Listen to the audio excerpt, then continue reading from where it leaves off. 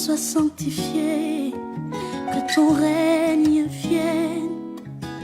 Emmanuel, créateur de l'univers, toi le Père de toute lumière, parole incarnée, Hamashia. Quand tu passes quelque part, ton sang laisse des traces, comme à Goshen et à Golgotha. Viens et règne dans ma vie et comble tous les vides, car je te désire, mon précieux Jésus. Alpha, Oméga, le Dieu sans fin, Sabaoth, hey, Yahweh, tu règnes, Yahweh, tu règnes, oh, oh, Yahweh, tu règnes, oui, tu règnes, Yahweh, tu règnes. Tu appelles à l'existence les choses que j'ai perdues, tu redonnes la vie aux ossements desséchés. Demeurer dans ta présence, c'est remplir ma vie de sens. L'écho de ta voix me rappelle que tu m'aimes. De savoir sur ton trône me réjouit et fait ma joie, car ton royaume subsiste à jamais. Alpha, Oméga, le Dieu infaillible, Sabaoth, Yahweh, tu règnes, Yahweh, tu règnes, oh, oh, oh, oh, Yahweh, tu règnes, oui, tu règnes, Yahweh, tu règnes, oh, oh.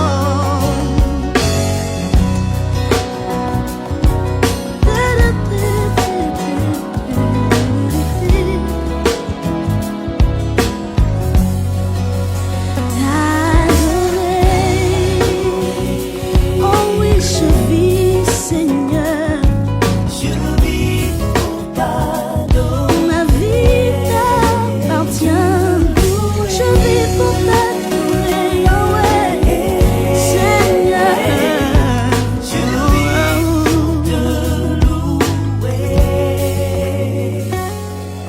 Alpha, Oméga, le Dieu sans fin, Sabaoth, Yahweh, tu règnes,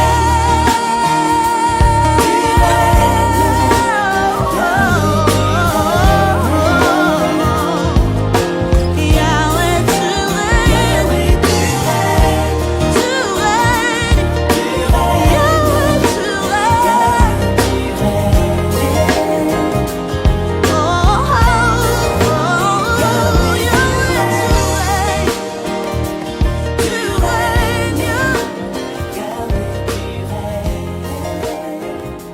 oh,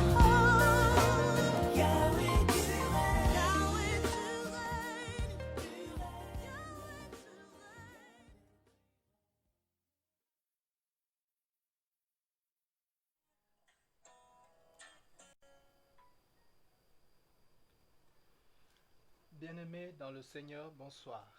Mesdames et messieurs, bonsoir. Bonsoir et bienvenue à cette autre édition de votre émission, de l'émission à, à laquelle vous êtes maintenant habitués, Parole de vie.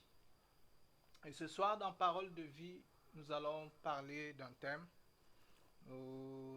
C'est une question que nous posons. Nous posons une question et à chacun d'apporter sa réponse à cette question. Mais en ce qui nous concerne, nous allons nous allons donner des éléments qui pourront aider à pouvoir avoir une réponse à cette question. Et donc, voilà, pour cette émission aujourd'hui, je suis Désiré Yimga, votre humble serviteur, toujours là pour vous servir. Et c'est moi qui vais vous entretenir pendant cette heure qui doit suivre. Alors, je vous remercie déjà de participer à ce programme, d'être fidèle à notre rendez-vous, déjà à nos rendez-vous parce que nous en avons plusieurs. Et donc, je vais, avec l'aide de Dieu, essayer d'apporter des éléments de réponse à la question qui sera posée ce soir. Alors, bien-aimés, sans plus tarder, nous allons commencer avec ce message ce soir, avec cette édition de l'émission Parole de vie pour ce soir. Et donc, voilà, avant, je vais baisser encore le volume de mes moniteurs pour éviter qu'on entende le bruit de tout le temps. Voilà. Et donc, comme je disais, ce soir, nous allons poser une question. Et avant cela, nous allons prier. Seigneur, nous te glorifions et te bénissons pour ta grâce, ton amour et ta miséricorde. Nous te célébrons et te rendons de multiples actions de grâce parce que tu es Dieu et parce que tu fais toutes choses, Seigneur, selon le conseil de ta personne, de ta majesté. Seigneur, nous sommes encore là ce soir, Éternel, pour écouter ta parole. Nous voulons nous soumettre entièrement à cette parole et nous voulons, Éternel, ô Dieu de grâce, que tu permettes, mon Dieu, que les oreilles de nos cœurs soient ouvertes et que tu ouvres nos entendements spirituels, que cette parole éternelle nous fasse du bien. Seigneur, je te remercie pour ton amour et ta miséricorde. Je te remercie, Seigneur, pour ce frère, cette sœur, Éternel, qui va écouter ce message ce soir. Seigneur, je prie, Éternel, que ce message soit un remède, Seigneur, Éternel, pour guérir son cœur. Père, je bénis ton nom et je te dis merci pour ces privilèges que tu nous accordes, Père, de pouvoir, de pouvoir, Éternel, ô Dieu de grâce, parler de toi, de pouvoir, Éternel, ô Dieu, entrer dans ta parole pour connaître davantage de toi, Seigneur. Éternel, c'est un privilège immense et nous t'en sommes infiniment reconnaissants. Père, merci pour ta grâce. Nous faisons confiance à ton esprit et nous faisons confiance que ce soir encore, tu vas nous parler, que tu vas nous dire quelque chose, Éternel, ô Dieu de grâce, pour notre croissance éternelle dans notre foi en toi. Au nom de Jésus. Amen. Alors, bien-aimés, sans plus tarder, je vais nous poser la question de ce soir. D'ailleurs, vous avez déjà la question à l'image. Et la question que nous posons ce soir, c'est: que fais-tu devant les épreuves? Que fais-tu devant les épreuves? Et quand nous parlons d'épreuves, nous voulons parler de toutes sortes d'épreuves, que ce soit des épreuves physiques ou que ce soit des épreuves spirituelles. Parce que lorsqu'on parle d'épreuves, on a souvent tendance à penser que les épreuves, c'est seulement sur le plan, peut-être seulement sur le plan spirituel, ou bien peut-être seulement sur le plan physique. Mais voilà, quand nous parlons d'épreuves, nous pensons que les épreuves peuvent intervenir dans les étapes de la vie d'un homme, que ce soit sur le plan spirituel, que ce soit sur le plan physique. Et donc, c'est de ces épreuves-là que nous parlons. Et nous posons cette question aujourd'hui. Le Seigneur nous pose cette question aujourd'hui.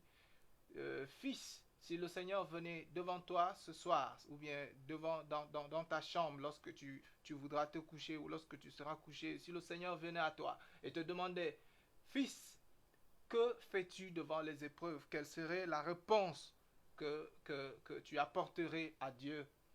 Et donc, nous allons essayer de trouver des éléments de réponse à cette question.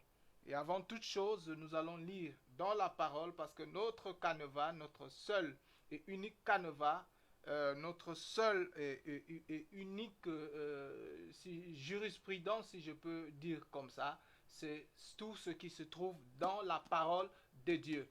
Et c'est sur ça que nous fondons, c'est sur ça que nous allons tirer tous les passages et toutes les paroles qui vont orienter la réponse à cette question: que fais-tu devant les épreuves? Et donc nous allons sans plus tarder commencer en lisant le livre, l'épître de Jacques, à partir du chapitre 1. Nous allons laisser que le Seigneur, le Seigneur nous conduise en lisant ces passages.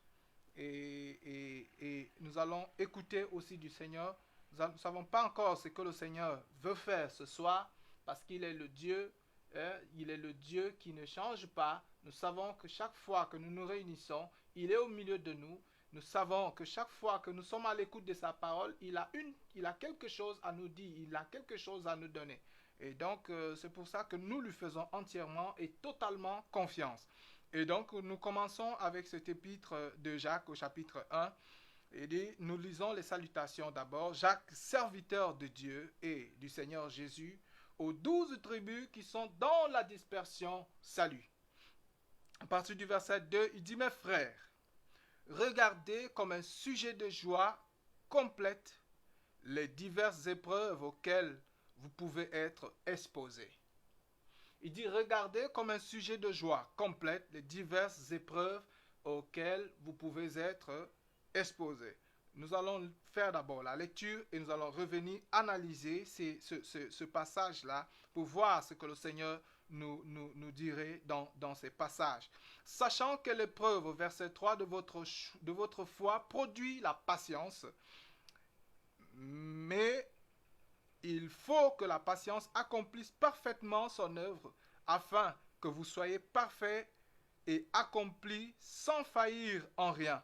Il dit: si quelqu'un d'entre vous manque la sagesse, qu'il la demande à Dieu, qui donne à tout simplement et sans reproche, et elle lui sera donnée. Mais qu'il la demande avec foi, sans douter, car celui qui doute est semblable au flot de la mer, agité par le vent et poussé de côté et d'autre. Qu'un tel homme ne s'imagine pas, il dit qu'un tel homme, au verset 7, ne s'imagine pas qu'il recevra quelque chose du Seigneur. C'est un homme irrésolu, premièrement, inconstant dans toutes ses voies. Au verset 9, il dit que le frère de condition humble se glorifie de son élévation, que le riche, au contraire, se glorifie de son humiliation, car il passera comme la fleur de l'épreuve. Le soleil s'est levé avec sa chaleur ardente, il a desséché l'herbe et la fleur est tombée et la beauté de son aspect a disparu. Ainsi, le riche flottera dans ses entreprises. Heureux l'homme qui supporte parfaitement la tentation, qui supporte patiemment la tentation, car après avoir été éprouvé, il recevra la couronne de vie que le Seigneur a promise à ceux qui l'aiment. Oh, quel beau passage que nous venons de lire dans l'épître de Jacques. Frères, et nous allons revenir, nous revenons au début, tout au début de notre lecture, du moins à partir du verset 2, pour analyser ce que le Seigneur nous dit ici au travers de la bouche de son serviteur, Jacques. Il dit: mes frères, regardez comme un sujet de joie complète les diverses épreuves auxquelles vous pouvez être exposés. Est-ce que cela ne nous interpelle-t-il pas? Comment est-ce que Dieu, au travers de son serviteur, peut-il nous dire que lorsque nous sommes éprouvés, nous devons regarder cela comme des sujets de joie, c'est-à-dire que lorsque nous sommes éprouvés, nous devons accepter l'épreuve avec la joie. Je prends par exemple le cas d'un homme qui sort pour prêcher l'évangile, et d'ailleurs je vais donner un exemple dans ce sens-là. j'ai regardé il y a quelque temps, et je sais que beaucoup d'entre vous aussi ont regardé cette vidéo de cet homme-là qui avait un âge avancé et qui était dans un métro en train de parler de la parole de Dieu, de la parole de l'évangile. Et cet homme parlait et il n'avait pas indexé quelqu'un, il n'avait pas touché quelqu'un, il n'avait pas, comment je peux dire ça, il ne s'était pas, il ne marchait pas sur les pieds de quelqu'un ou sur la tête de quelqu'un lorsqu'il parlait et lorsqu'il interpellait les gens. Mais une personne de sexe féminin s'est levée, elle est venue vers lui et a commencé à chercher à l'empêcher de parler. Et elle cherchait à empêcher au point où, comme il continuait à parler, elle a enlevé les chaussures qu'elle avait aux pieds, et c'est des chaussures à talons aiguilles que les femmes ont l'habitude de porter, et elle a percé la tête de ce monsieur. Et le monsieur, c'était un homme. Et un homme, nous savons tous que c'est les hommes, du moins pour les vrais hommes, excusez-moi de rire un peu de ça, mais les hommes sont plus forts, ont plus de vigueur que les femmes. Et donc, s'il fallait, cet homme aurait pu balancer cette dame du revers de la main, ou bien d'un coup et la faire tomber par terre. Mais cet homme a accepté le châtiment qui lui était qui était en train de lui être infligé. Il a accepté cela. Et quand j'ai regardé cette vidéo, j'avais une grande tristesse dans mon cœur. Et en même temps, j'avais une grande joie dans mon cœur de savoir, premièrement pour la joie, qu'il y a des hommes qui sont prêts à prendre des coups pour parler de la parole de Dieu. Qu'il y a des hommes qui sont prêts à accepter les injures, qui sont prêts à accepter le mépris pour répandre la bonne nouvelle de Christ. Et j'avais une tristesse parce que dans mon cœur, je voyais cette dame comme étant une égarée, une perdue, et qui avait besoin de la lumière. Et elle avait besoin de recevoir la lumière de Dieu. Elle était dans les ténèbres. Mais, chose curieuse, lorsque Dieu a envoyé un homme qui aurait pu peut-être, qui aurait pu certainement la sortir, si elle l'aurait voulu, de la situation peut-être dans laquelle elle se trouvait et qui l'accablait tellement au point où elle ne voulait pas entendre la parole de Dieu. Lorsque Dieu a envoyé une personne, elle a rejeté cette personne et elle a pris son talon, le talon de sa chaussure, pour lui percer la tête. Et cet homme saignait. Il saignait abondamment parce que ces talons que les femmes portent, des fois, je peux vous dire, c'est des armes de destruction massive. Si elles sont dans les mains de quelqu'un qui sait s'en servir, elles peuvent faire très mal. Mais alors, très mal. Et je ne sais pas si le crâne de ce monsieur était resté en un morceau ou si le talon lui avait perforé le crâne, mais il avait beaucoup de sang qui coulait sur lui et qui tachait même son vêtement. Et les gens dans le bus, dans le train, étaient très émus. Et ce sont les autres passagers qui lui disaient « Asseyez-vous, messieurs, vous saignez. » Et il disait « Non, je veux continuer à parler. » Et les gens lui disaient « Non, vous saignez, asseyez-vous. » Mais malgré le sang qui coulait sur la tête, il ne voulait pas s'asseoir, il voulait continuer à parler. Et je puis vous dire que cet homme-là, à cause de ce qu'il a accepté ce châtiment-là pour le nom de Christ, il recevra sa récompense.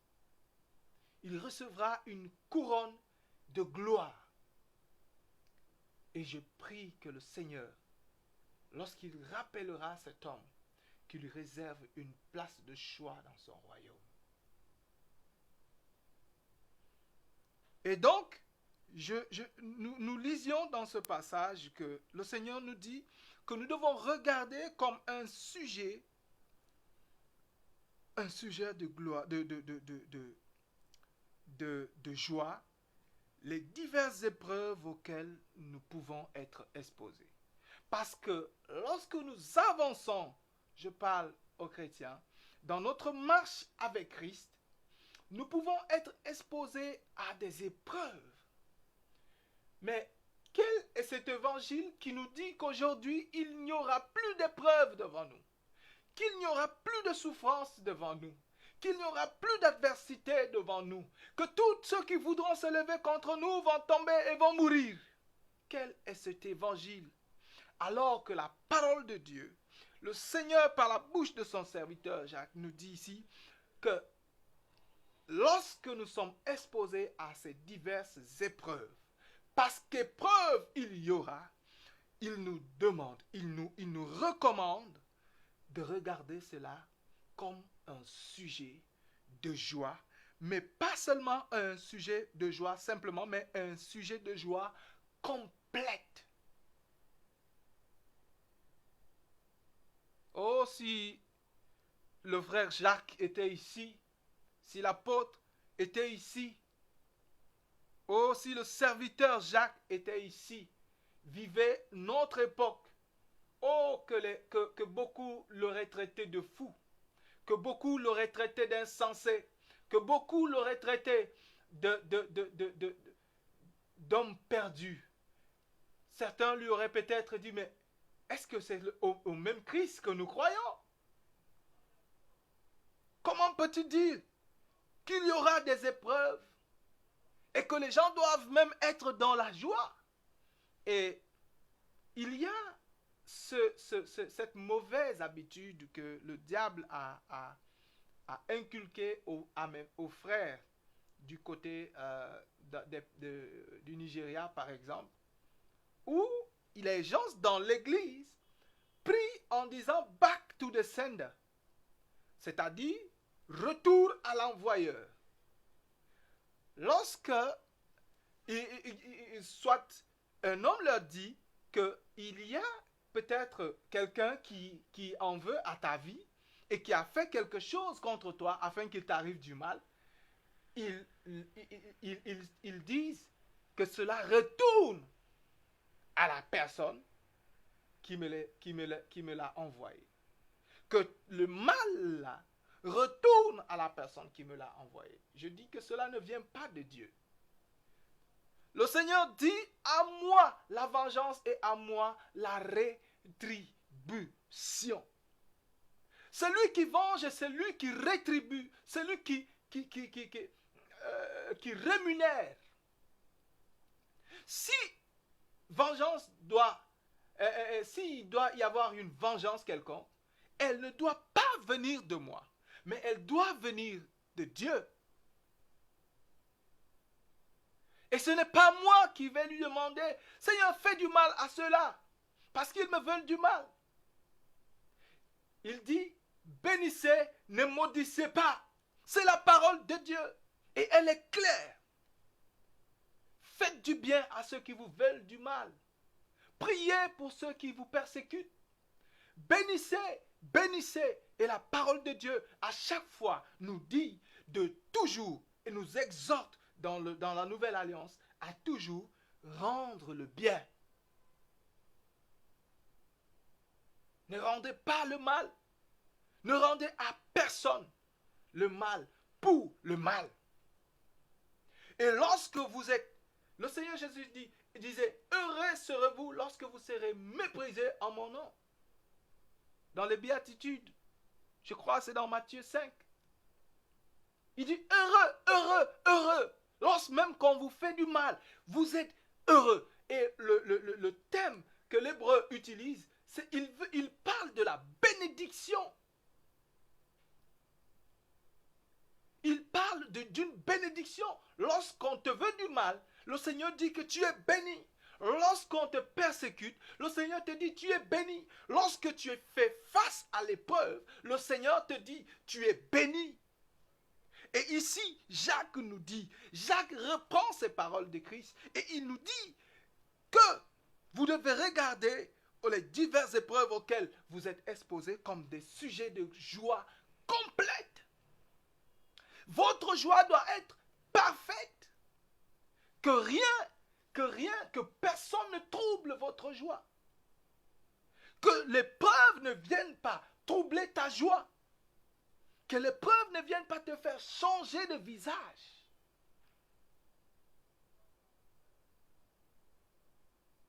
Un des disciples, lorsqu'il était lapidé, au lieu d'appeler, Seigneur, viens à mon secours, viens tuer, viens me défendre contre ceux qui me lapident, il dit, il lève les yeux et il implore le pardon de Dieu sur ceux qui étaient en train de le lapider. Il implore la grâce, la faveur de Dieu sur cela. Et je suis sûr que de tout cela, il y a certains qui ont été sauvés. Et en premier, l'apôtre Paul.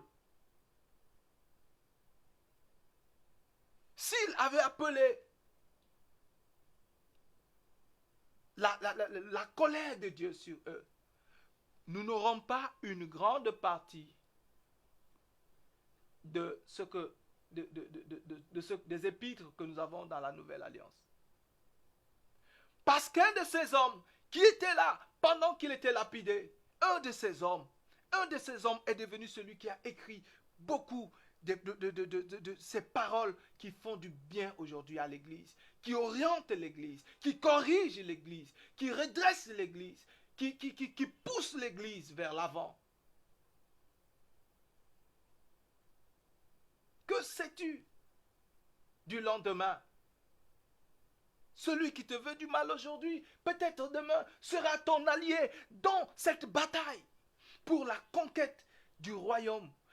Peut-être sera ton allié dans cette bataille pour le salut des âmes. Celui qui te persécute aujourd'hui sera peut-être ton plus grand allié demain pour l'évangélisation, pour les visites des malades, des prisonniers. Et le Seigneur nous dit, par la bouche de son serviteur, lorsque vous êtes devant ce genre de situation, prenez cela avec joie. Quand Dieu dit de telles paroles, c'est parce qu'il est le Dieu qui connaît toutes choses. Il a fait toutes choses pour sa gloire.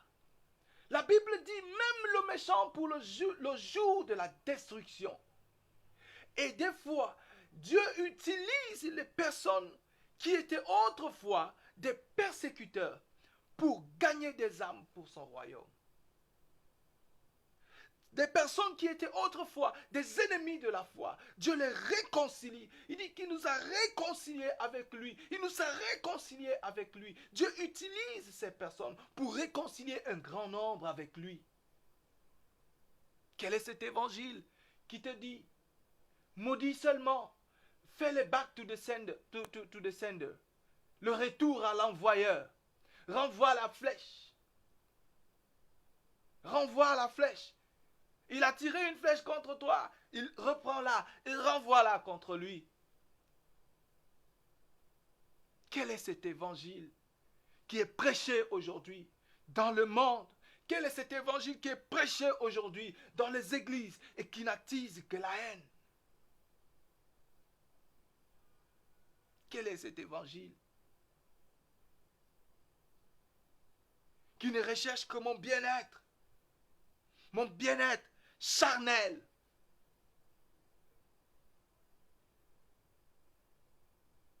qui ne recherche que mon confort,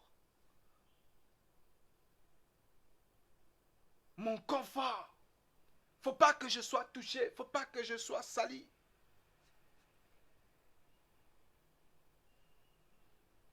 Faut pas que quelqu'un me cherche, faut pas qu'on m'insulte.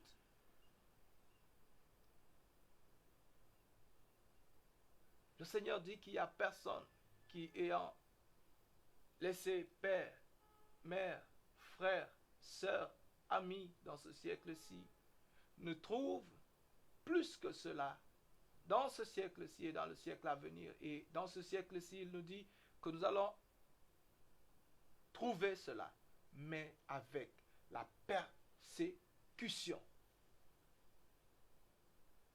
Il y aura des temps difficiles. Lisez la parole de Dieu. Il y aura des temps où la Bible dit que lorsque les gens vous mettront à mort, croiront rendre un culte à Dieu.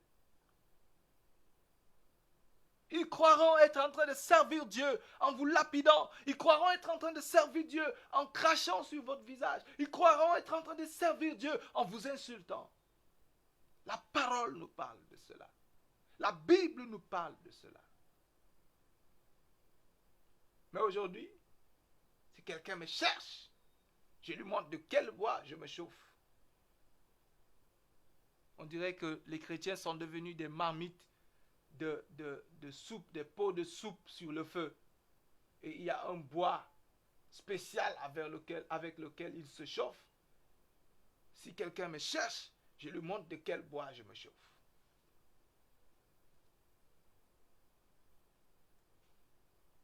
Qu'est-ce qu'on n'a pas fait à Christ? À quel type d'épreuve Christ n'a-t-il pas été exposé? Est-ce les coups? Est-ce les injures? Est-ce le rejet? Est-ce la persécution? Est-ce la malédiction? À quel genre de preuve n'a-t-il pas été exposé, frère? Et aujourd'hui, pour toi qui m'écoutes, penses-tu que tu es plus que Christ? Penses-tu que tu es plus que ses frères? Que Paul et Silas qui furent jetés dans la prison? Que Pierre et Jean? Qu'Étienne? Que Philippe? Penses-tu que tu es plus grand que ceux-là? Ces gens qui ont marché avec le Seigneur, qui l'ont vu, qui l'ont écouté. Et aujourd'hui, c'est de leur témoignage que nous avons connu Christ. Penses-tu être plus grand qu'eux? Il dit, sachant, verset 3, que l'épreuve de votre choix produit la patience. Il dit, lorsque ta foi n'est pas éprouvée, tu ne peux pas être un homme patient. Lorsque ta foi est éprouvée, cela produit quelque chose en toi. Cela produit la patience en toi. L'un des fruits de l'esprit, l'un des éléments du fruit de l'esprit, parce que la Bible dit le fruit de l'esprit, pas le fruit de l'esprit. La patience. Une grande arme, c'est la patience. C'est la patience. Je regardais un match de football et j'ai été marqué, frappé par une équipe qui était menée au score et qui avait besoin d'un match nul pour être qualifié pour le tour suivant. Et l'équipe qui menait au score était qualifiée à l'instant où elle menait au score. Et puisqu'elle se savait qualifiée et qu'il restait moins de 30 minutes à l'horloge, au chronomètre, elle s'est recroquevillée, elle s'est retirée dans son camp. Et elle attendait l'adversaire. Elle savait qu'il fallait repousser toutes les attaques de l'adversaire. Et pour ce faire, il fallait être solide dans son arrière-garde. Et elle jouait dans la moitié de son terrain. Elle avait confiance. Mais l'équipe qui était menée a commencé à multiplier les stratégies, à multiplier les attaques. Mais lorsqu'une attaque ne marchait pas, elle revenait et elle préparait une autre attaque. Elle revenait et elle allait avec une autre stratégie. Lorsqu'elle passait par la gauche et que ça ne marchait pas, elle revenait et elle essayait de passer par le milieu. Lorsque cela ne marchait pas, elle essayait de passer par la droite. Lorsque les petits ballons ne marchaient pas, elle envoyait les grands ballons.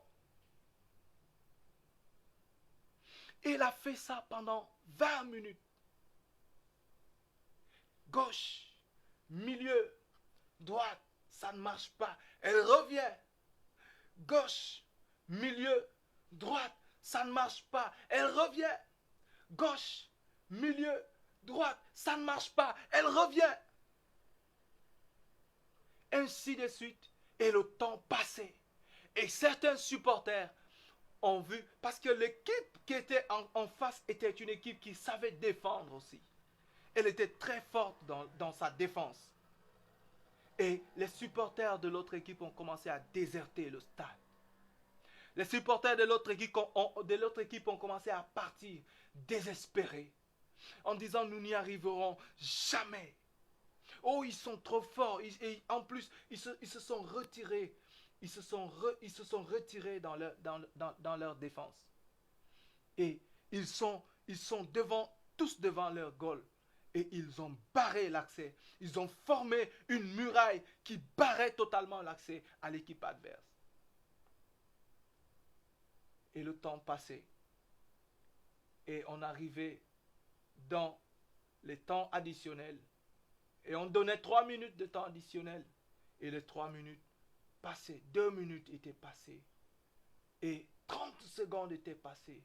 Et il restait 30 secondes. Et dans ces 30 secondes-là, le ballon est sorti. Et un des joueurs de l'équipe qui cherchait à égaliser, pour être qualifié finalement, est allé, il a pris le ballon, il a lancé. Un autre a dévié. C'était une autre stratégie. Et le troisième a frappé le ballon. Et l'un des défenseurs a contré le ballon. Et alors que le gardien allait vers la droite, le ballon a changé de direction pour aller plutôt vers la gauche. Et plein lucarne. C'était un but. Et c'était le but qui les qualifiait. Mais ils n'avaient pas baissé les bras. Ils avaient persévéré. Ils étaient restés fermes. Ils avaient continué à essayer, jusqu'à ce qu'ils ont eu à la fin, à la dernière seconde du temps additionnel, ils ont réussi à marquer ce but qui les qualifiait. Le fruit de la patience. Ils étaient patients. Quand ils ont essayé que ça ne marchait pas, ils sont restés patients. Ils ont continué à travailler. Ils ont continué à essayer. Ils sont restés patients. Et je prends cet exemple pour éclairer notre lanterne sur cette patience que le Seigneur nous recommande. C'est l'épreuve. Ils étaient devant une épreuve, cette équipe. Et l'épreuve était rude. Il fallait être patient pour s'en sortir, pour se qualifier à la fin. Et ils sont restés patients. Ils sont restés persévérants. Ils n'ont pas baissé les bras dans leur patience. Ils n'ont pas baissé les bras dans leur persévérance. Ils ont continué à essayer. Ils ont continué à chercher des solutions. Ils ont continué à chercher des ouvertures. Et à la fin, ils ont eu une ouverture. Une seule ouverture. Et c'était la qualification.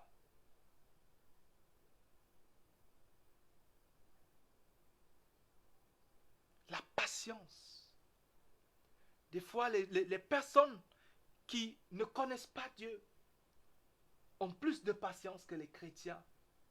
Tu as commencé une entreprise. Au bout d'1 mois, 2 mois, 3 mois, oh, ça ne marche pas. Et tu abandonnes. Tu as commencé une entreprise. Au bout d'1 an, ah non, il faut que je trouve une autre solution. Il faut que ça marche. Il faut que je trouve un moyen. Et beaucoup beaucoup se sont retrouvés en train de se salir parce qu'ils ont manqué la patience, parce qu'ils ont manqué la persévérance. Et la Bible nous dit ici que l'épreuve, lorsque notre foi est éprouvée, cela produit en nous la patience, cela cultive en nous la patience, cela développe en nous la patience. Parce que lorsqu'on te perce la tête dans un métro, parce que tu parles de Christ, lorsqu'un homme t'agresse en pleine rue, parce que tu parles contre l'homosexualité, parce que tu parles contre les pratiques obscènes, qu'on t'agresse, cela forge en toi un caractère. Tu commences à comprendre qu'il faut accepter cela pour gagner quelques-uns. Et qu'à la fin de ces persécutions, qu'à la fin de ces épreuves, à la fin de ces adversités, tu vois une âme qui s'est donnée au Seigneur. Une âme qui a accepté le Seigneur. Cela produit en toi une grande joie qui te fait oublier la dispute, la querelle, l'adversité, les coups que tu as reçus. Paul, quand il parle de Timothée, il dit « Mon fils pour lequel je prouve encore les douleurs de l'enfantement. » Ça n'avait pas été facile pour Paul d'évangéliser Timothée. Il a été persécuté, il a été chassé, mais il a continué à persévérer. Et quand il a gagné Timothée, il pouvait dire, j'éprouve encore les douleurs de l'enfantement pour toi. Mais il éprouvait en même temps une grande joie quand il voyait l'œuvre de Timothée. Et il pouvait lui dire que personne ne méprise ta jeunesse parce qu'il avait vu quelque chose en Timothée. Au verset 4, il dit, mais il faut que la patience accomplisse parfaitement son œuvre, afin que vous soyez parfaits et accomplis sans faillir en rien. Vous savez, je disais que la patience bâtit en toi un caractère. La patience te rend fort. Mais avant ça, ce sont les épreuves. Les épreuves ont pour but de t'amener quelque part. Les épreuves, lorsque le Seigneur permet les épreuves, c'est parce qu'il a quelque chose, il est en train de t'amener quelque part. Et il dit, pour que tu arrives à cela, il faut que tu regardes ces épreuves comme un sujet de joie parfaite. Parce que lorsque ta foi sera éprouvée, cela produira la patience en toi. Et au verset 4, mais il faut que la patience accomplisse parfaitement son œuvre. La patience vient accomplir une œuvre en nous. Elle vient accomplir une œuvre en toi. La patience vient t'amener quelque part. Et il dit que cette patience, il faut qu'elle accomplisse cette œuvre, mais avec perfection. C'est pour ça que le temps peut paraître lent. Parce que la patience est en train de perfectionner son œuvre en toi. Le temps peut paraître très long. La patience est en train de perfectionner son œuvre en toi. Les choses les meilleures ne viennent pas facilement et très vite.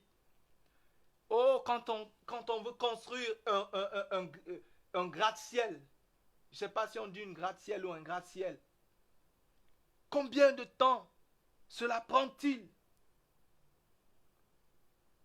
Combien de temps cela prend-il pour lever tous ces murs, pour la lever jusqu'à ce qu'elle atteigne le niveau qui a été fixé? Elle prend du temps. Mais après tout ce temps, lorsque l'œuvre est achevée, quand les gens regardent cette œuvre, certains crient « Waouh !» Lorsque les gens vont dans des pays comme la Chine, comme Dubaï, les Émirats, comme les États-Unis, quand les gens vont dans des villes comme Paris, Ils sont stupéfaits. Ils regardent avec admiration les grands édifices. Mais certains ne se rendent pas compte du temps qu'il a pris pour bâtir ces édifices. Il a fallu du temps, si je peux emprunter ce terme-là, à un de mes compatriotes. Il a fallu du temps pour arriver à ça. Et le résultat final, lorsque les gens regardent, ils sont dans la stupéfaction. Ils sont dans l'admiration.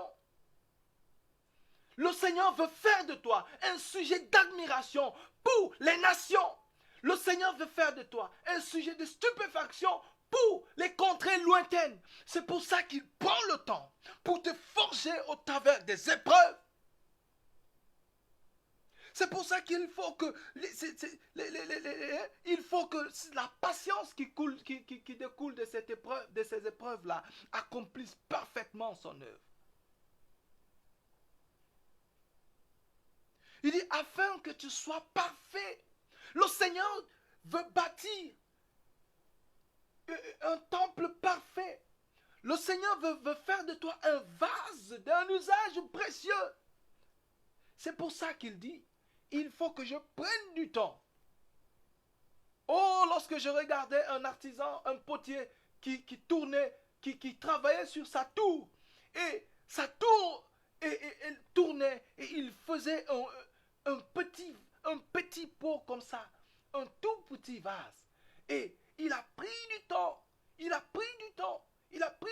Et au départ, le vase était tellement grand, la pâte était tellement grosse. Et il a pris du temps pour tailler.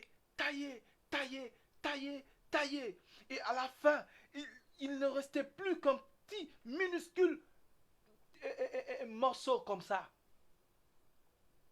Mais après de nombreux tours, il est sorti un petit vase. Et ce vase-là, lorsqu'il a fait cuire, on disait que ce type de vase est vendu à des prix que vous ne pouvez même pas imaginer. À des prix qui feront crier certaines personnes qui ne connaissent pas la valeur. Qui n'en connaissent pas la valeur. Mais le temps qu'il a pris, il a pris du temps. Il a fait tourner sa tour. Elle a tourné pendant des fois. Quand il voyait une petite déformation ici, il faisait tourner encore pour redresser. Et à la fin, le vase qui sortait de là était un vase cher, d'un usage précieux.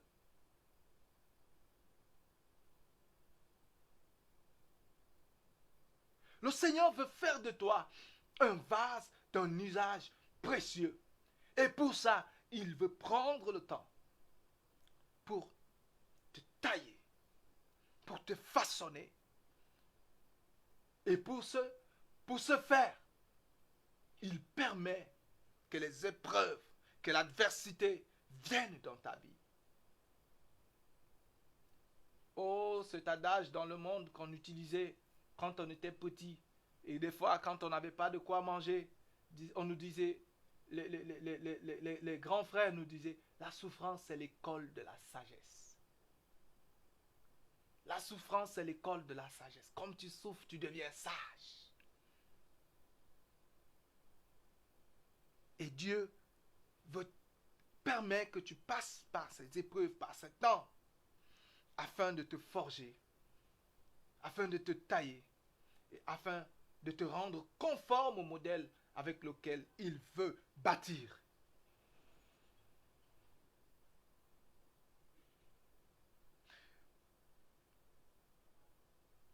Il dit afin que vous soyez parfaits et accomplis.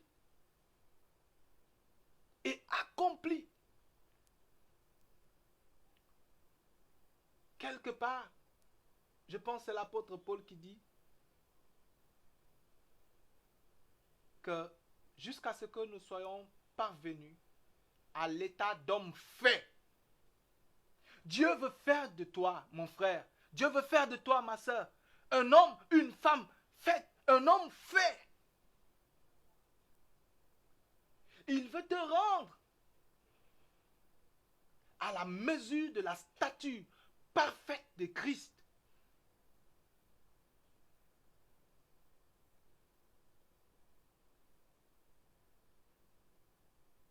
La Bible dit que Christ a existé sous la forme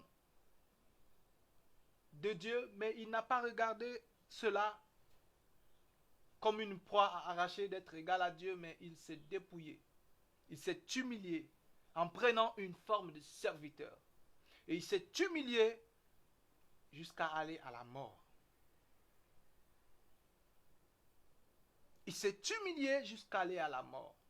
Il est devenu serviteur. Il est devenu méprisable.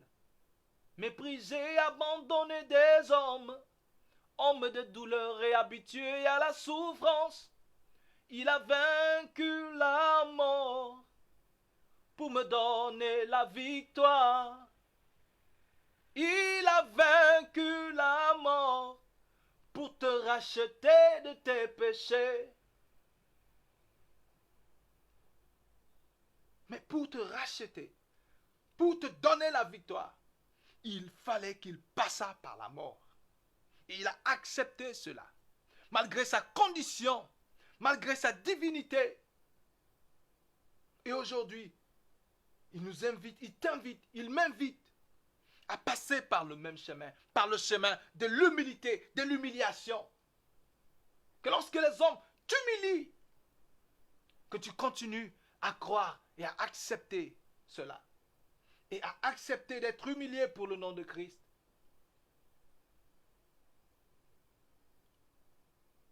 Il a vaincu la mort. Et il est devenu, il a reçu une statue après cela. Il a reçu une position après cela. Il a été élevé après la mort, après les souffrances, après les coups, après la crucifixion, après la mort, après l'ensevelissement dans le tombeau. 3 jours dans le tombeau, il est sorti et il a été élevé. Il fallait qu'il passât par toutes ces épreuves. À un moment donné, il a dit, toutefois, Seigneur, que ta volonté soit faite. Lorsqu'il était devant, c'était difficile. Il a accepté. Mais toi, mon frère, que fais-tu devant les épreuves? Mais toi, mon frère, comment te comportes-tu? Comment réagis-tu devant les épreuves?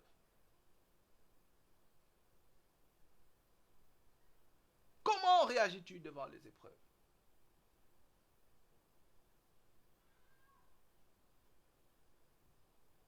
Que fais-tu devant les épreuves?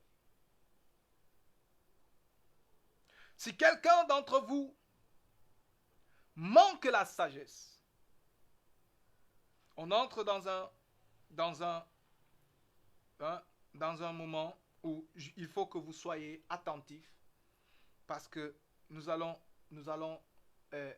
arriver à quelque chose en finissant ces passages, ces versets-là. Il dit, si quelqu'un d'entre vous manque la sagesse, qu'il la demande à Dieu, qui donne à tous simplement, premièrement, et sans reproche, et elle lui sera accordée. Il a parlé de l'épreuve, l'épreuve de la foi. Il a parlé de cela et il a dit que nous devons être comment? Que nous devons être patients, que nous devons accepter, prendre cela, regarder cela comme un sujet de joie parfaite. Et maintenant, il nous dit que si parmi nous, parmi toi, parmi nous, parmi vous, s'il y a quelqu'un qui manque la sagesse, qu'il fasse une chose.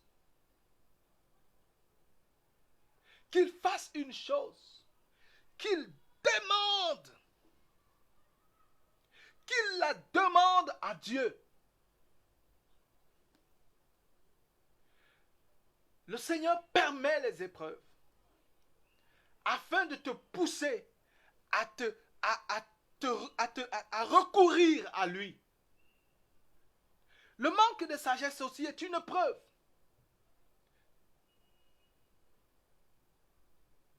Il dit, si tu manques la sagesse, demande-la à Dieu. Dieu utilise les épreuves pour te pousser, pour me pousser, frère, à nous tourner vers lui.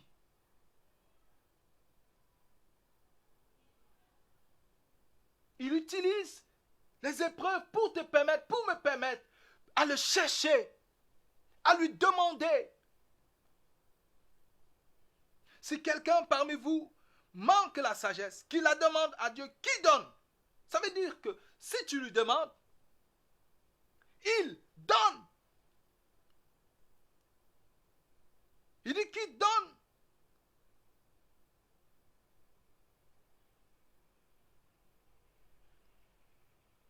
Qui donne à tout simplement.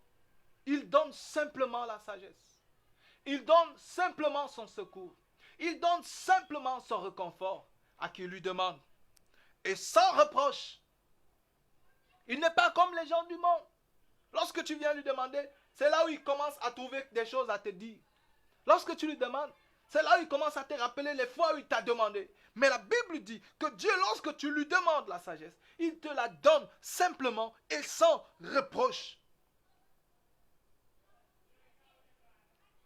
Et elle lui sera donnée.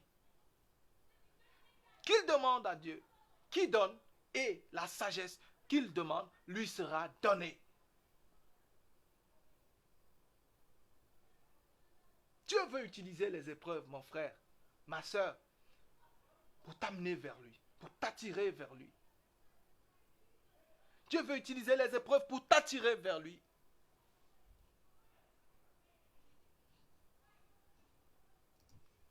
Mais que fais-tu devant les épreuves? Que fais-tu devant l'adversité? Que fais-tu devant les difficultés? Que fais-tu devant l'opposition?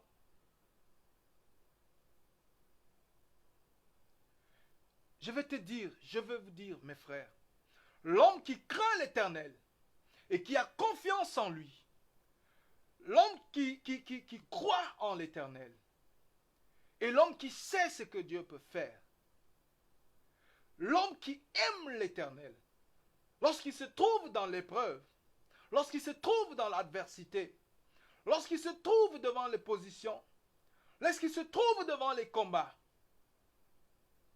il se tourne vers l'Éternel. Il se tourne vers l'Éternel. Et la Bible nous dit que lorsque vous lui demandez, lorsque tu te tournes vers lui, il te répond, il donne sans reproche et simplement. Sans reproche et simplement. Car la Bible nous dit dans le psaume 125, il dit ceux qui se confient en l'Éternel à partir du verset 1, ils sont comme la montagne de Sion. Elle ne chancelle point et elle est affermie pour toujours. Et au verset 2, il dit, les montagnes entourent Jérusalem. Ainsi l'Éternel entoure son peuple dès maintenant, mais pas seulement dès maintenant et à jamais. Les montagnes entourent Jérusalem. Ainsi l'Éternel entoure son peuple dès maintenant et à jamais. Ceux qui se confient en l'Éternel, ils sont précieux aux yeux de l'Éternel. Ils sont comme la montagne de Sion. Ils sont précieux entre les mains de l'Éternel. Et l'Éternel fait quoi? Il les entoure comme les montagnes qui entourent Jérusalem. Il les protège. Il les garde. Et il ne laisse pas que l'ennemi mette sa main sur eux.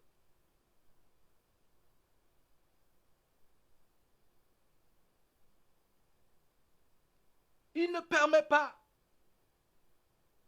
Il Il te garde, il te protège, il t'entoure de sa main.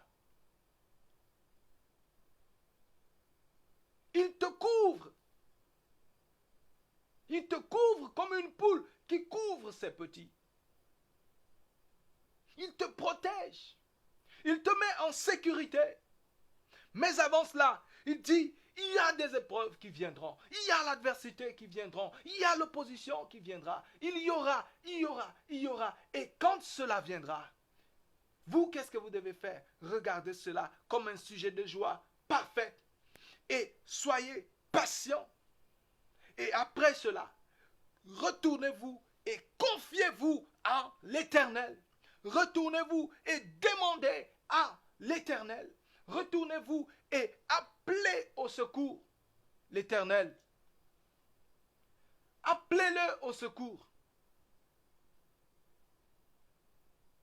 Dans le psaume 121, le psalmiste dit, « Je lève les yeux vers les montagnes. » Lisons ce passage avant de revenir dans notre passage de Jacques. Le psaume 121. Oh, quelle est merveilleuse la parole de Dieu. Qu'elle réconforte. Qu'elle rassure. Qu'elle guérit. Et qu'elle bénit. Psaume 121. Je sais que vous avez votre Bible à la maison et que vous lisez en même temps que nous.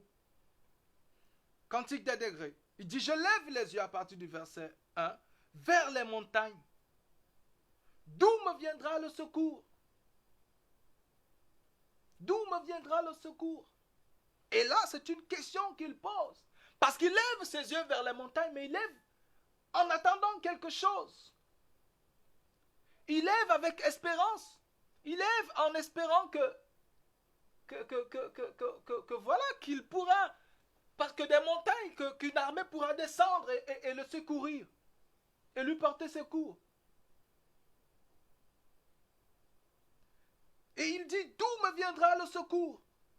Et il répond à cette question en disant, le secours me vient de l'Éternel, qui a fait les cieux et la terre. Au verset 3, il dit, il ne permettra point que ton pied chancelle. Amen. Celui qui te garde, ne sommeillera point. Voici, il ne sommeille ni ne dort, celui qui garde Israël.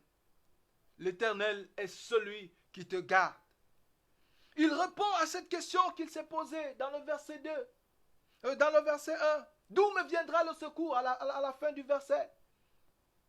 Et il se rend compte que le secours ne lui viendra pas des montagnes. Le secours ne lui viendra pas de la Syrie.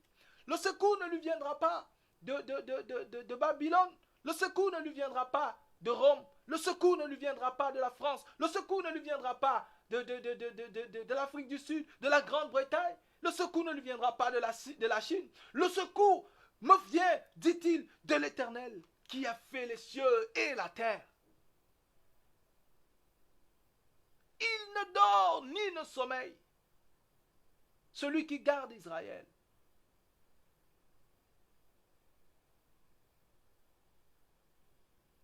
Et il dit que l'Éternel est celui qui te garde. Et j'espère, nous avons parlé la semaine dernière d'Israël. Et quand on parle d'Israël, on parle de son peuple. Israël, le peuple de Dieu. Si tu fais partie de ce peuple, tu fais partie de cet Israël. Je lève les yeux vers les montagnes.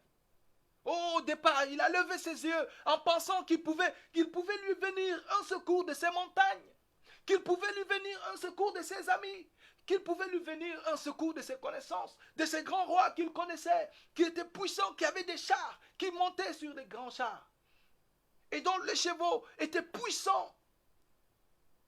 Et quand il levait ses yeux vers les montagnes, il espérait, il attendait, mais il finit par réaliser que ceux-là ne pourront pas lui apporter le secours qu'il attend. Et il dit que le secours me vient de l'Éternel.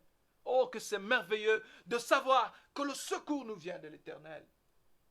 Et la parole de Dieu ne se contredit pas. Parce que Jacques nous dit ici que quand tu tournes ton regard vers lui. Il dit, quand tu lui demandes, il te donne, il te répond quand tu l'appelles. Jésus disait, frappez et l'on vous ouvrira. Demandez et on vous donnera.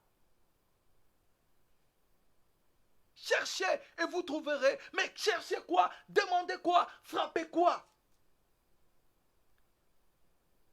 Il dit que si méchant que vous êtes, vous savez donner de bonnes choses à vos enfants. Vous leur donnez du pain vous ne leur donnez pas un serpent quand ils vous demandent du poisson. Vous ne leur donnez pas une pierre quand ils vous demandent du pain. Il dit, si méchant que vous êtes, vous savez donner de bonnes choses à vos enfants. Si vous savez mettre à leur disposition une voiture qui les accompagne à l'école pour qu'il ne leur arrive rien sur le chemin. Si vous savez mettre de la bonne nourriture sur leur table pour qu'ils mangent et qu'ils soient en bonne santé. Si vous savez les soigner quand ils sont malades.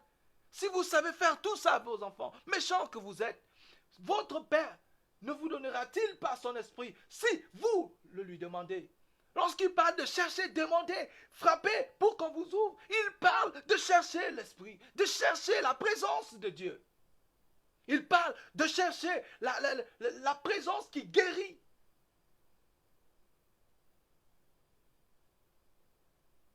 Il ne dort ni ne sommeille celui qui garde Israël.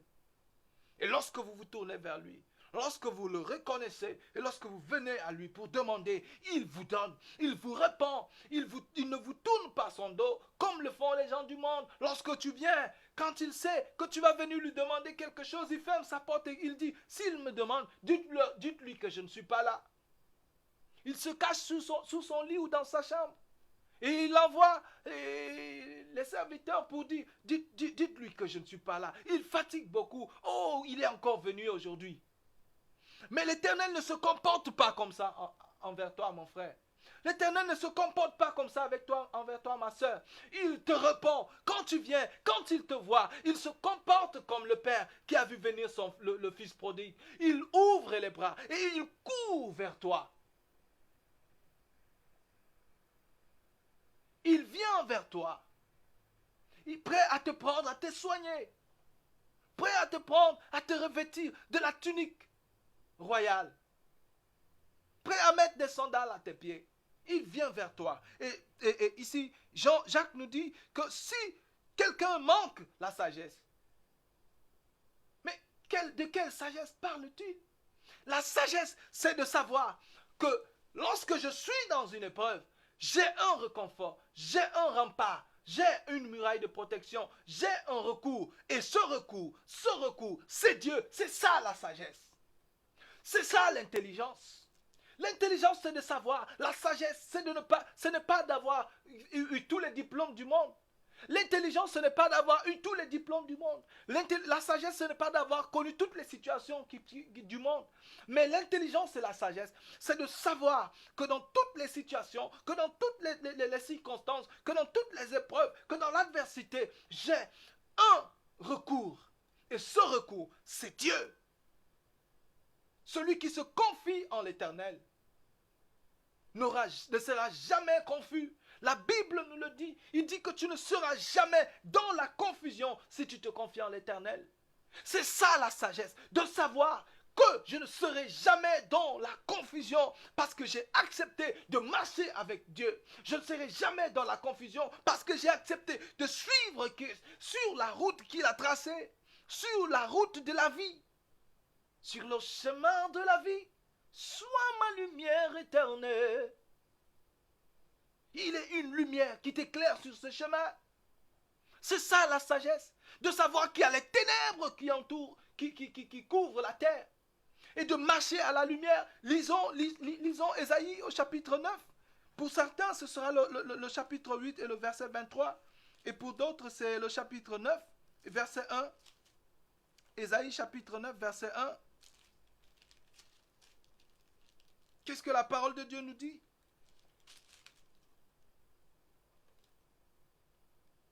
Il dit, le peuple qui marchait dans les ténèbres voit une grande lumière sur ceux qui habitaient le pays de l'ombre et de la mort. Une lumière resplendit.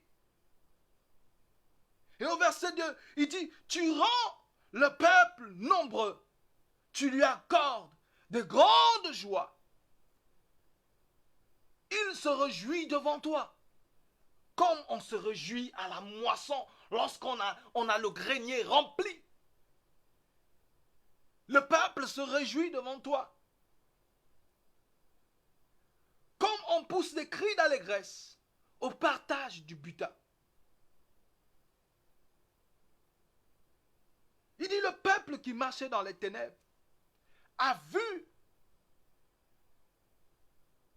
voit une grande lumière. C'est ça la sagesse. C'est ça l'intelligence. De savoir que dans les ténèbres que je suis en train de traverser, il y a une lumière qui est capable de m'éclairer. Il y a une lumière qui est capable de luire et que je sois éclairé et que je ne sois plus dans la confusion. Ceux qui se confient en l'Éternel ne seront jamais confus. Ils ne seront point confus. Et quand la Bible parle de point, ça veut dire que la confusion ne sera jamais ton partage, mon frère et ma soeur. Lorsque tu te confies en l'Éternel, sois rassuré. Lorsque tu te confies en l'Éternel, sois serein. Parce que la Bible dit que tu ne seras jamais confus. Et que tu verras, lorsque tout le monde est dans les ténèbres, toi, tu verras une grande lumière. Lorsque les hommes ne savent pas où ils vont, toi, tu marches avec assurance.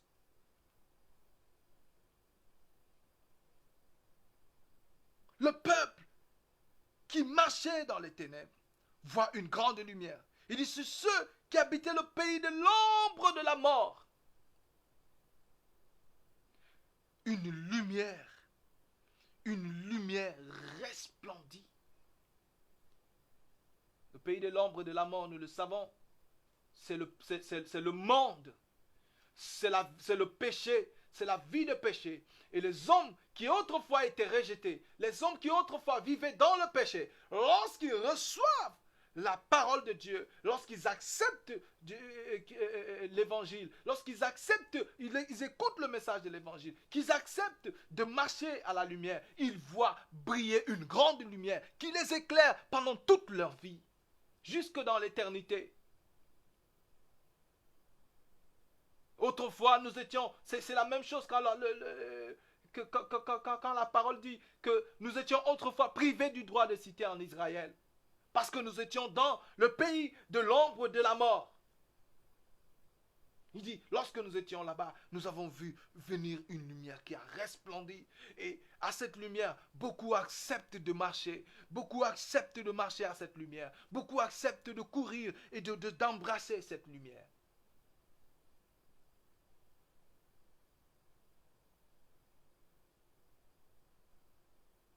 Il voit resplendir une lumière, briller une lumière, une grande lumière, une lumière qui éclaire et qui dissipe les ténèbres, qui écarte les ténèbres. Et les ténèbres ne peuvent pas la retenir. Et c'est à cette lumière que le Seigneur te dit de courir, de recourir lorsque tu es dans l'adversité, lorsque tu es dans l'épreuve, lorsque tu es dans les difficultés, lorsque tu as devant toi l'opposition, lorsque tu es dans le combat. C'est à cette lumière que Dieu te demande de recourir. As-tu oublié que cette lumière existe? As-tu oublié qu'elle continue de luire? Le feu qui est sur l'autel ne s'éteindra jamais. Aujourd'hui, ce feu continue à brûler et la lumière continue d'éclairer.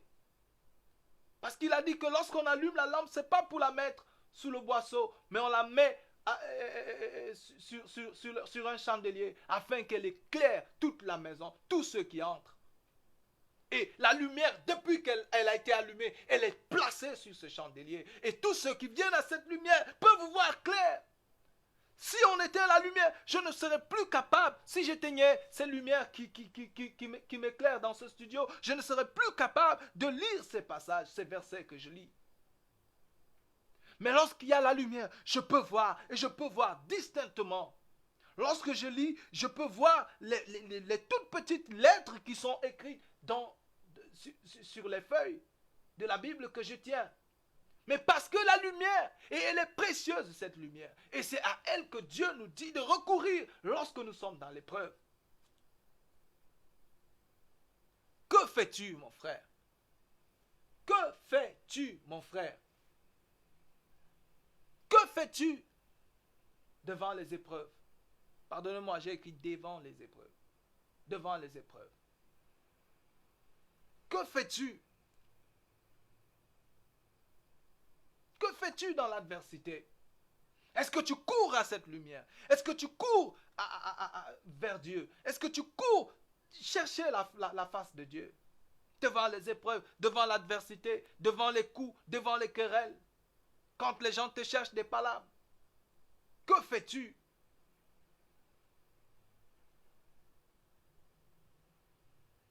Est-ce que tu lèves les yeux vers les montagnes? Est-ce que tu lèves les yeux vers les rois, vers tes amis, vers ceux, tes connaissances? Ou est-ce que tu fais recours à l'Éternel? Tu recherches le secours en l'Éternel.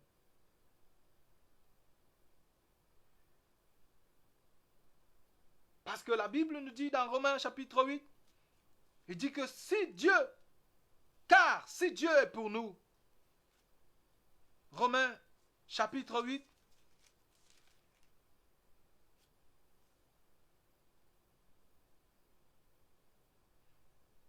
voilà, au verset 31, il dit, que dirons-nous donc à l'égard de ces choses? C'est encore une autre question. Si Dieu est pour nous, qui sera contre nous? Si Dieu est pour toi, qui sera contre toi? Alors, lorsque tu sais que si Dieu est pour toi, personne ne peut être contre toi. La sagesse, c'est que dans toutes les situations, tu fais recours à Dieu. Tu cours devant Dieu. Tu vas vers Dieu. Parce que tu dis, si lui, il est pour moi. Si lui, il est avec moi, rien ne m'arrivera. Rien de tout ce que l'ennemi fait ne m'atteindra. Je n'ai pas besoin de faire retour à l'envoyeur. Je n'ai pas besoin de faire back to the sender. Mais j'ai juste besoin d'aller en lui pour être protégé, pour être gardé. Parce que la Bible dit que comme les montagnes entourent Jérusalem, c'est ainsi qu'il entoure son peuple. C'est ainsi qu'il entoure ceux qui se confient en lui.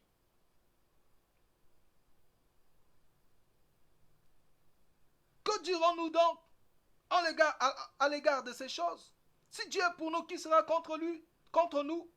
Au verset 32, il dit, lui qui n'a point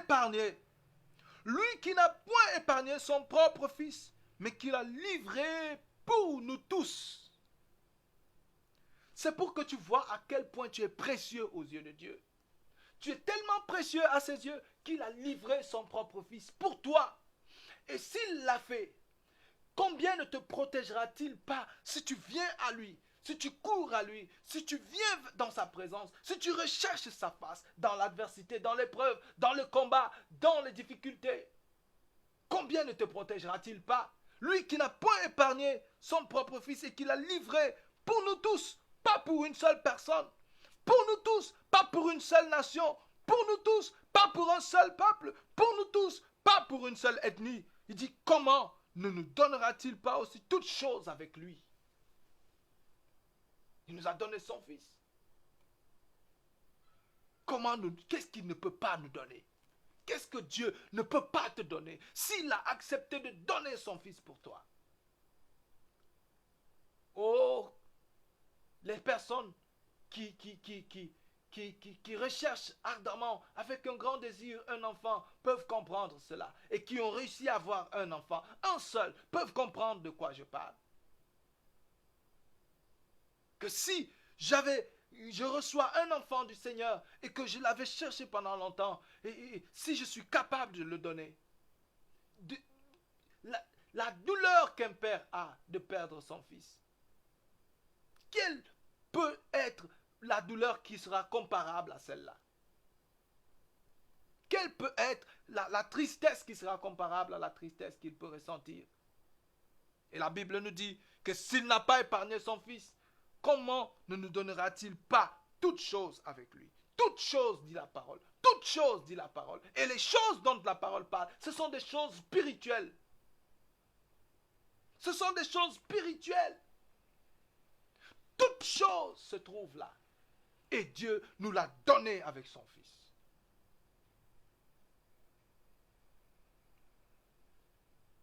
Toute chose avec elle, avec lui. Toute chose. Toute chose. S'il ne l'a pas épargné, s'il est pour toi, mon frère, s'il est avec toi, mon frère, il te donnera toute chose de la même manière qu'il a donné son Fils. De la même manière qu'il a livré son Fils. Au verset 6, on revient dans notre épître de Jacques 1. Au verset 6, il dit, mais qu'il demande avec foi. Et on a parlé au verset 5 de celui qui manque la sagesse et qui doit la demander à Dieu. Et Dieu qui va donner sans reproche et simplement. Il dit au verset 6, mais qu'il demande avec foi, sans douter, car celui qui doute est semblable au flot de la mer, agité par le vent et poussé de côté et d'autre. Qu'un tel homme ne s'imagine même pas, moi j'ai ajouté même, qu'un tel homme ne s'imagine pas qu'il recevra quelque chose du Seigneur. Et je dis qu'un tel homme ne s'imagine même pas qu'il recevra quelque chose du Seigneur. Ne t'imagine pas que si tu demandes sans avoir la foi en Dieu, tu recevras quelque chose de lui. Pour demander, il faut d'abord avoir la foi. Et une foi qui a été éprouvée. Une foi qui a été éprouvée. Et alors, tu pourras lui demander. Et il te donnera. Il dit que tu demandes avec foi. En fait, je veux que nous voyions les étapes de ce que Dieu permet que les épreuves nous arrivent. Voyons un peu. C'est-à-dire, Dieu permet que les épreuves nous arrivent parce qu'il veut que nous nous tournions vers lui. Mais il veut que nous cultivions notre foi dans les épreuves. C'est pour ça qu'il dit qu'il demande avec foi.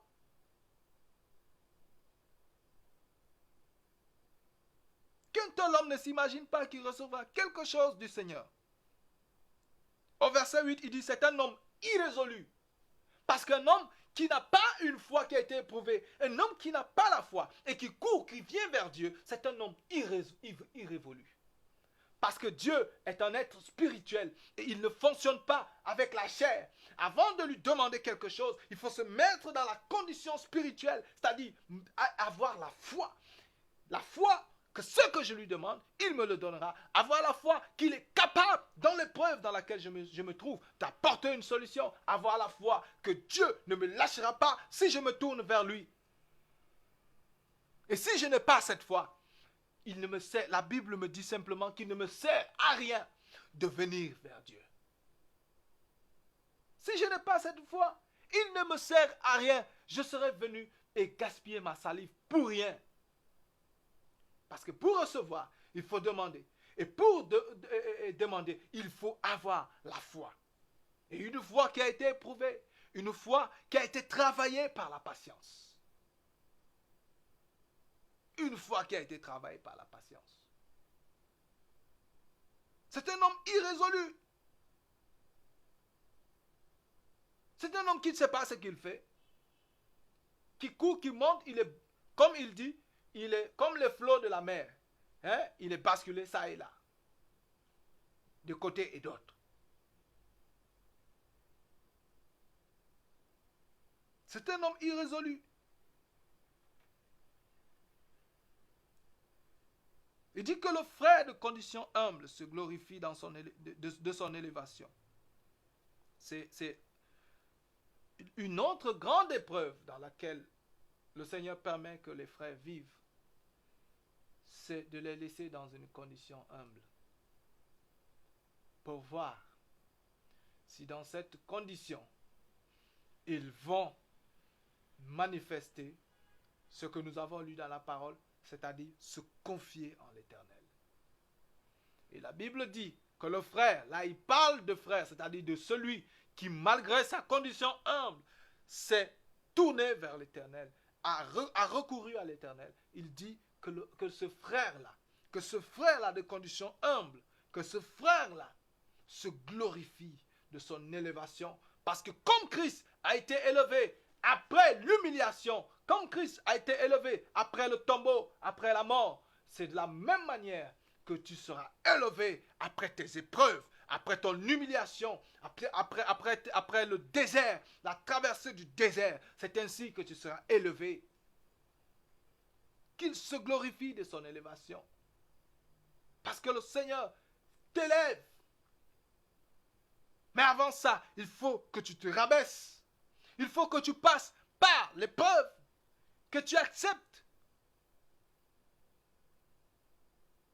Que tu acceptes. Et que le riche,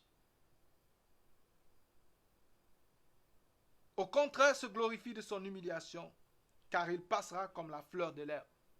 Aujourd'hui, on met l'accent sur les richesses matérielles.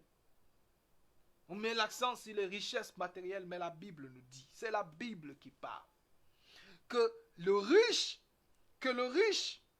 se glorifie de son humiliation, car il passera comme la fleur de l'herbe. Est-ce que nous connaissons ce que c'est que la fleur de l'herbe?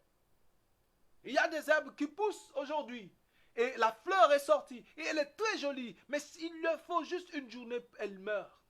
Elles perdent leur éclat.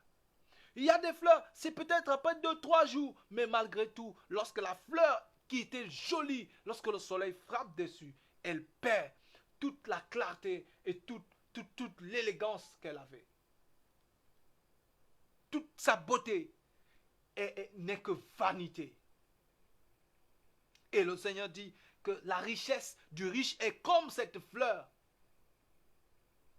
Que la richesse du riche est comme cette fleur. Alors, ne t'appuie pas sur tes richesses, ne t'appuie pas sur tes possessions, ne t'appuie pas sur tes biens matériels, mais appuie-toi en l'Éternel. En fait, le Seigneur est en train... la richesse aussi est une épreuve pour le riche, afin que dans sa richesse, qu'il cherche l'Éternel. Dieu veut que dans ta richesse, que dans ta prospérité, que tu le cherches. La prospérité, la richesse aussi est une épreuve pour le riche.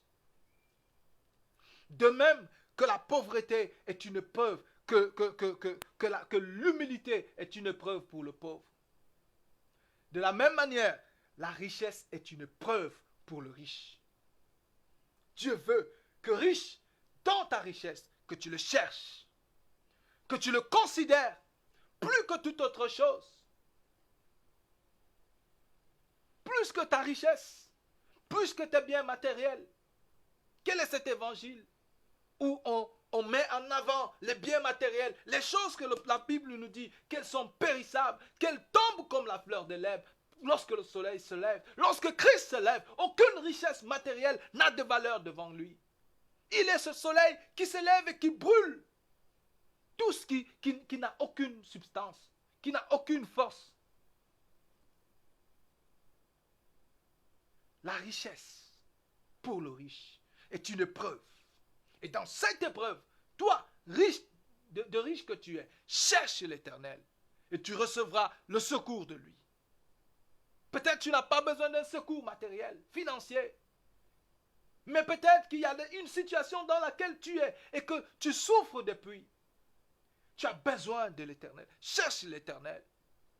Peut-être que tu es à l'abri de besoins, quitte à ce qui est de ce que tu vas manger, de ce que tu vas te vêtir.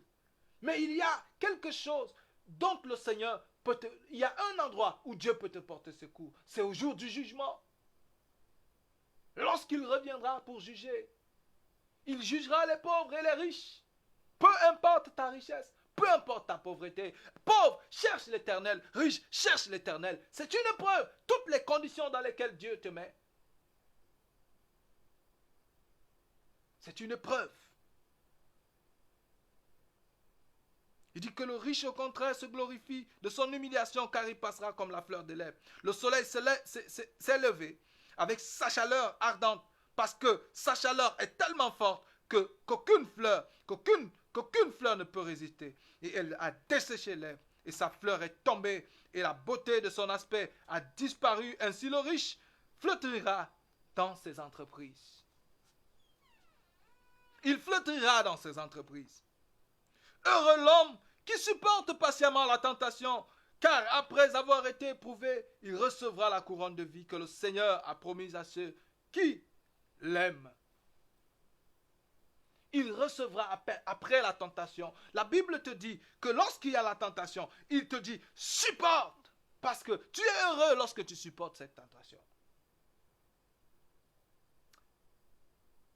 Oh mon frère, je t'exhorte à continuer à porter la tentation, à continuer à accepter les tentations, à continuer à supporter dans la tentation, à continuer à supporter devant les épreuves, à continuer à supporter devant l'adversité. Et nous allons nous arrêter ici pour aujourd'hui et nous allons continuer la semaine prochaine parce que nous avons parlé d'une heure, mais nous avons largement dépassé l'heure. Mais je t'exhorte, mon frère, sur cette question qui t'est posée. Que fais-tu devant les épreuves? Je t'exhorte, devant les épreuves, à rechercher la face de Dieu. Et la semaine prochaine, nous allons voir des hommes qui ont été éprouvés. Nous allons voir le roi David, lorsqu'il a été éprouvé, lorsqu'il a été chassé par Saül. Comment il s'est comporté? Qu'est-ce qu'il a fait? Nous allons voir, lire les exemples de frères qui étaient dans l'épreuve. Comment ils se sont comportés. Les épreuves sont un moyen pour Dieu de te pousser, de t'attirer vers lui. Il t'attire vers lui, il veut que tu viennes vers lui. Et c'est par amour pour toi qu'il permet que ces épreuves viennent dans ta vie, afin que tu sois sauvé, afin que tu viennes vers lui, que tu sois éclairé par la lumière. La Bible nous a dit dans Ésaïe au chapitre 9, que le peuple, un peuple qui était assis dans les ténèbres, a vu venir une grande lumière, voit briller sur lui une grande lumière. À ceux qui habitaient la vallée de l'ombre et de la mort, une grande lumière, lui.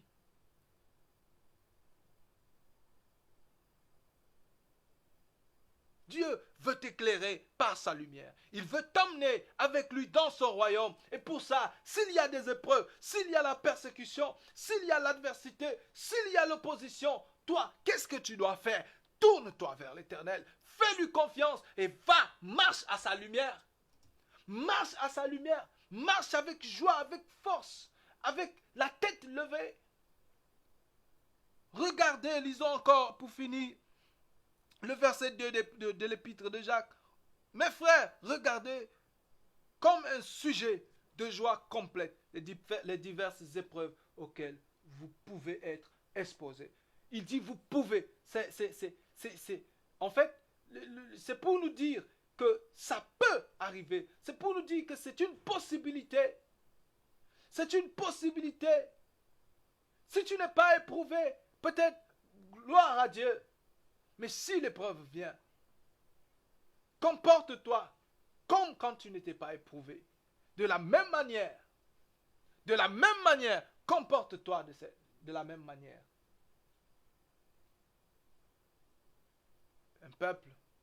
Le peuple était assis dans les ténèbres. Et lui, qu'est-ce qu'il fait? Par amour pour nous, il nous amène la lumière. Il nous amène la lumière et il nous exhorte à courir à cette lumière. Nous allons prier. Seigneur, nous te bénissons et nous te rendons grâce. Nous glorifions ton nom. Nous te célébrons et te magnifions, Seigneur, pour ce message encore. Tu nous parles encore, tu nous as parlé encore ce soir. Éternel, nous voulons sceller ces paroles que tu nous as dites dans le sang de Jésus.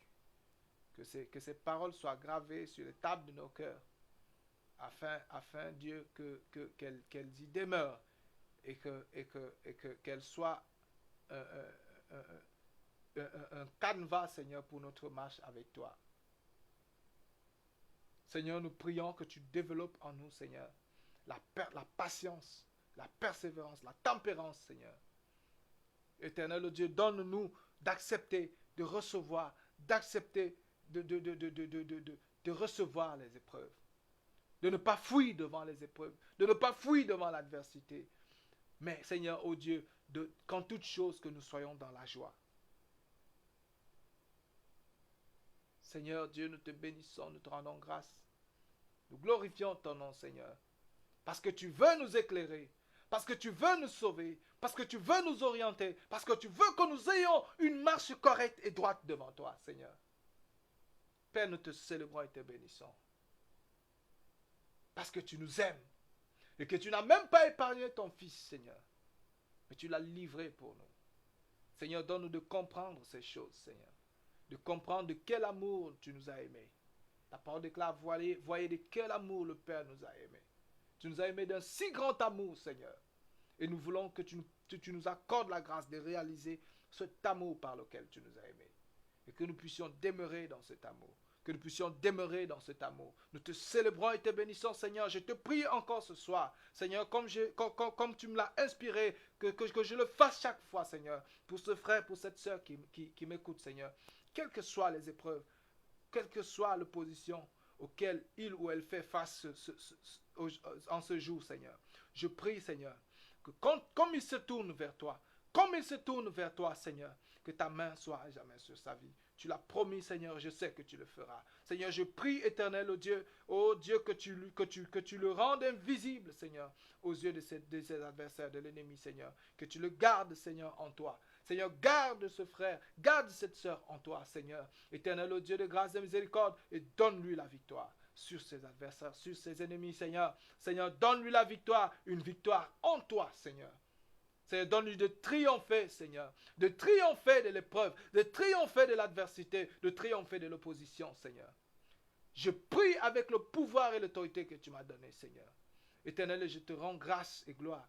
Et je bénis ton nom parce que tu fais tout ceci au nom de Jésus. Seigneur, merci encore pour ce soir et merci encore pour ta parole. Nous ne cesserons jamais de te dire merci, Seigneur. Je ne cesserai pas jamais de te dire merci, Seigneur, parce que tes bienfaits sont si nombreux dans ma vie.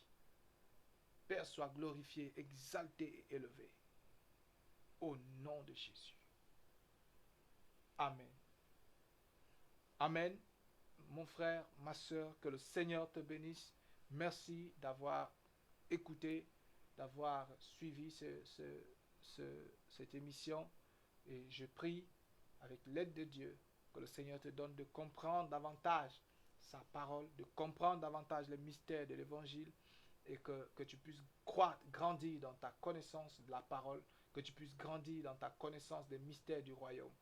Et nous nous donnons rendez-vous encore la semaine prochaine, certainement, pour la suite et la fin de cette question que le Seigneur nous pose ce soir. Que fais-tu devant les épreuves? Que le Seigneur vous bénisse, que le Seigneur vous enrichisse de toute forme de richesse spirituelle dans les lieux célestes et sur la terre.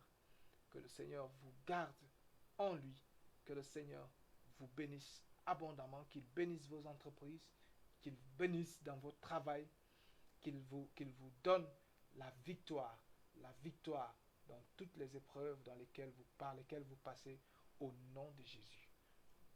Amen.